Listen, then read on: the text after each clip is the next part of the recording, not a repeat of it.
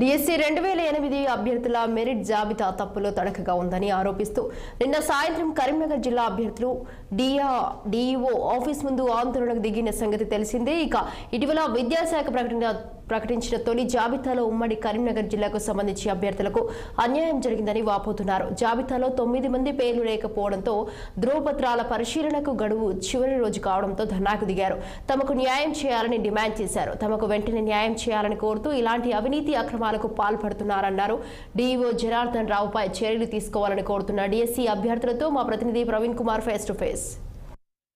2008 డిఎస్సిలో భాగంగా బీఎడ్కి సంబంధించిన విద్యార్థులు కానీ టీడీసీ సంబంధించిన విద్యార్థులు కానీ 100%లో 70% డిఎస్సి సంబంధించిన వారికి ఉద్యోగాలు కేటాయించడం జరిగింది. 30% మాత్రము రిజర్వ్లో ఉంచడం జరిగింది. అయితే 955 మందికి ఉద్యోగాలు కేటాయించారా, అయితే 30% ఎవరైతే ఉన్నారో వారికి మాత్రం అన్యాయం జరిగింది. ఇతర జిల్లాల్లో వారికి తీసుకోవడం జరిగింది. అయితే పోస్టులు ఇవ్వడం కూడా జరిగింది. అయితే ఇక్కడ వచ్చినట్టయితే కరీంనగర్ జిల్లా చూసుకున్నట్టయితే అయితే డిఈఓ మాత్రం పట్టించుకోవడం లేదు. అయితే రాష్ట్ర ఉన్నత న్యాయస్థానానికి వెళ్ళినప్పటికీ కూడా వారు ప్రకటించినప్పటికీ కూడా ఇటు కేబినెట్లో కూడా నిర్ణయం తీసుకున్నప్పటికీ కూడా వీరికి అన్యాయం జరుగుతుందని తెలియజేస్తున్నారు. అయితే బీఈడీకి సంబంధించిన నాయకులు మనతో పాటు ఉన్నారు. అయితే వారిని అడిగి ఏం జరిగింది తెలుసుకుందాం. చెప్పండి సార్. మొన్న రాష్ట్ర ఉన్నత న్యాయస్థానం ఫిబ్రవరి 8, 2024 నాడు మధ్యంతర ఉత్తర్వులు ఇవ్వడం జరిగింది. ఏదైతే నోటిఫికేషన్ 2008లో 70-30 అంటే కామన్ అంటే 100% నోటిఫికేషన్ ఇచ్చి 70-30 అంటే 70లో బోత్ ఆర్ ఎలిజిబుల్, 30% ఎక్స్క్లూజివ్గా రిజర్వేషన్ ఇవ్వడం వల్ల 30%లో నష్టపోయిన బీఎడ్ అభ్యర్థులకు రాష్ట్ర ప్రభుత్వం మొన్న ఉన్నత న్యాయస్థానం ఇచ్చిన తీర్పు ప్రకారం ఇవ్వాలని ప్రొసీడింగ్స్ని ఇవ్వడం జరిగింది. ఈ ప్రొసీడింగ్స్ ప్రకారం అన్ని జిల్లాలో 30% నష్టపోయిన బీఎడ్ అభ్యర్థులకు అందరినీ కాల్ఫర్ చేసి పిలిచి ఇవ్వడం జరుగుతుంది. కానీ కరీంనగర్ జిల్లాలో వచ్చేసరికి కామన్ మెరిట్లో 220 అంటే 30%లో 228 బీఎడ్ అభ్యర్థులు నష్టపోయారు. కానీ 185 మందిని మొదటి లిస్టులో పిలిచారు. దాని తర్వాత 186 మందిని మొదటి లిస్టులో పిలిచారు. సెకండ్ 6 మెంబర్స్ని పిలిచారు. కానీ ఇంకొక 8 మంది మా అభ్యర్థులు అంటే ఏదైతే నోటిఫికేషన్ ప్రకారం సెలెక్ట్ అయ్యి ఈ పేపర్లో ఇచ్చి వెరిఫికేషన్ అయిన అభ్యర్థి 8 మందిని పక్కన పెట్టి కొత్తగా ఈ 25 మందిని యాడ్ చేయడం జరిగింది. ఇది అసలు అవినీతి అనుకోవాలా, అధికార దుర్వినియోగం అనుకోవాలా?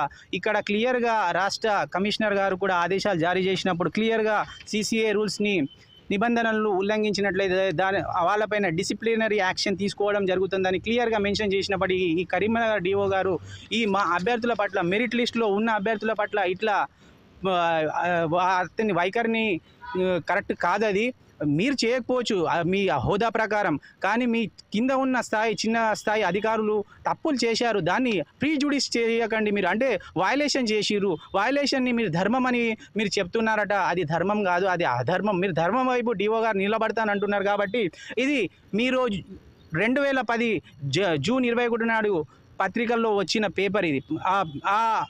కరీంనగర్ లిస్టు, ఈ కరీంనగర్ లిస్టులో ఈ అభ్యర్థులు ఉన్నారుగా. మరి మీరు ధర్మం వైపు నిలబడుతున్నప్పుడు ఈ అభ్యర్థులకు న్యాయం చేయాల్సిందిగా మేము రాష్ట్ర బీఎడ్ సెలెక్టెడ్ అభ్యర్థుల తరఫున కోరుతున్నాము.